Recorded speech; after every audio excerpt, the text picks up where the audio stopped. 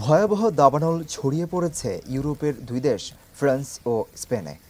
প্রবল বাতাসের কারণে আগুন দ্রুত ছড়িয়ে পড়ায় পরিস্থিতি সামলাতে হিমশিম খাচ্ছেন দমকল কর্মীরা। ফ্রান্সের দক্ষিণ পশ্চিমাঞ্চলে দাবানল নেভাতে জীবন বাজি রেখে কাজ করছেন দমকল কর্মীরা।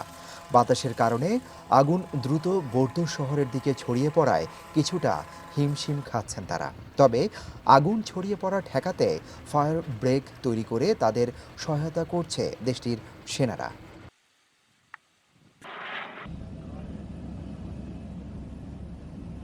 একই কারণে আগুন নিয়ন্ত্রণে বেগ পেতে হচ্ছে স্পেনের দমকল কর্মীদের।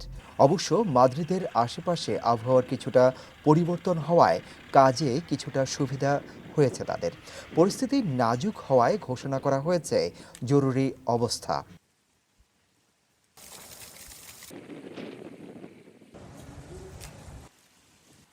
দুই দেশ মিলিয়ে ৩ লাখের বেশি মানুষকে নিরাপদ আশ্রয়ে সরিয়ে নেওয়া হয়েছে। আগুন নিয়ন্ত্রণে আনতে সেনাবাহিনী মোতায়েন, জরুরি অবস্থা জারি ও ইউরোপীয় ইউনিয়নের সহায়তা নেওয়া সহ নানা পদক্ষেপ গ্রহণ করা হয়েছে। Desk report, hello Bangladesh.